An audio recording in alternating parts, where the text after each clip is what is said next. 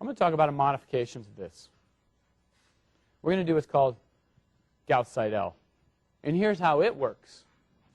Let's look at the algorithm for doing something like this. You say, I give my guess x naught, y naught, z naught, and then generate for me x1, y1, z1. But notice what happens. If I'm really on my way to converging to a solution, which, by the way, you are if you're doing an SDD matrix, then you could say, look, I pick my initial y and z, okay, and I get a new x.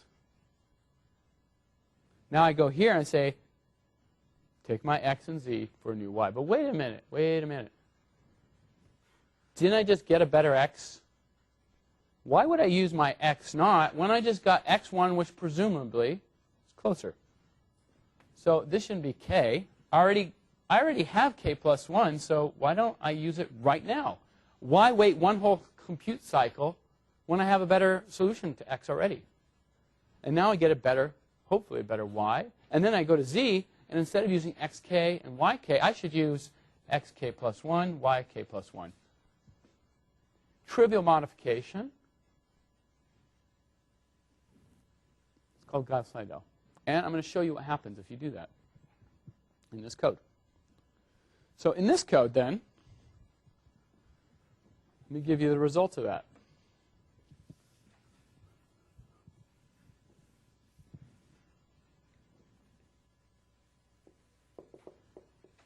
So after one iteration,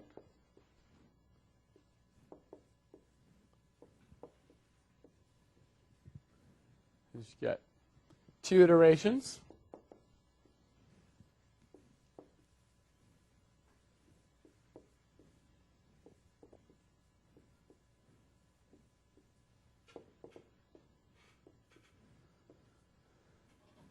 I just iterate away. And in fact, if you remember before, it took me 19 iterations to get down to numerical precision. Here it takes me 10. So it's almost twice as fast.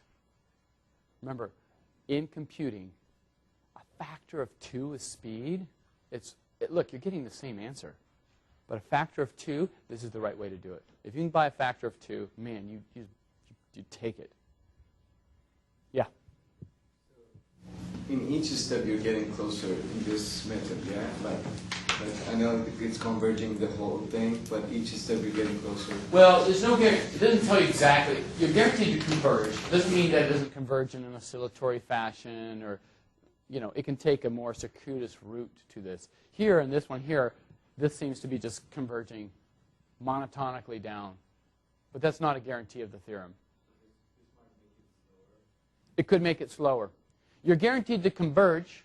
It's not guaranteed to be faster.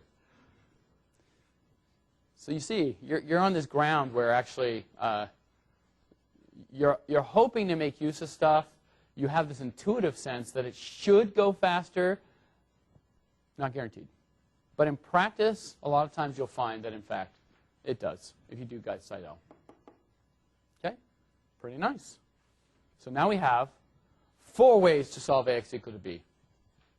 We have Gaussian elimination, we have LU decomposition, we have Jacobi iteration, and we have Gauss Seidel iteration. Okay, so we got a number of techniques available to us at this point for us. Now, my hope is that Monday's lecture I'm going to talk about what's called conjugate gradient methods, which are fancier iteration techniques. Conjugate gradient, there's 2 sort of the predominant computational schemes on the market today are called biconjugate gradient method. Here, actually, let me write down 2 things for you you're going to become familiar with. GMRes. That's how you say that. Okay, don't go MRes. Res, just you drop GMRes. It's like people are so amateur when they don't say runga kutta, they say runga kuda, or something like that. You're like, you don't even know how to compute. That's what I usually tell them. GMRes, and what this is, generalized method of residuals. And what it is, that means, is fancy iteration scheme. Okay? All right. That's built into MATLAB. It's available for you. You go like this in its simplest form. Instead of a backslash, you do this. And by the way, if you do that, it's going to start guessing at zeros, and it'll start to get you a solution. So we'll look at that. The other one.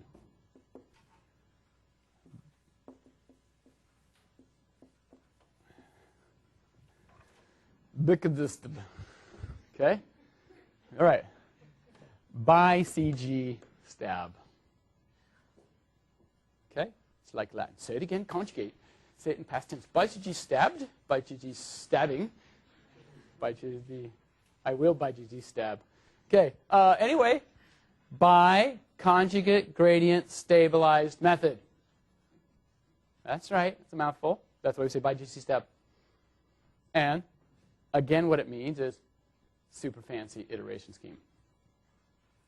The sweet thing about these, and maybe you don't quite appreciate this, it's all built in. Writing these codes is actually a painful process. And there's no pain when you do it. Well, it's going to be a little bit of pain. Take that back. But compared to writing it yourself, painless. This is amazing computer power right here. Right? You're taking people who are professionals in this field, who've written pretty high-end codes for this stuff, who know that you're trying to solve really big systems of equations. You can even import matrices A that are sparse into this thing. It will set up the iteration. You can even give it a guess to say, look, I think the solution is about here. Take that. And the whole purpose of these programs is to try to get you that solution as quickly as it possibly can. And try. Can I beat n squared? Can I get close to n log n? How close to n can I get? And this matters a lot, by the way. This matters a lot professionally. Okay? So, for instance, if you're doing a global circulation model, which some atmospheric science people do, GCM codes, these are a repository, I think, at NCAR, the National Center for Atmospheric Research.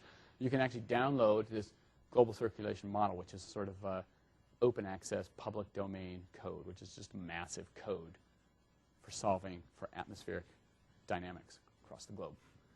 Okay, how big a system do you think that is? How big a matrices do you think you're working with? Yeah, it's huge. You get to pick scale. What's my resolution? What's my resolution?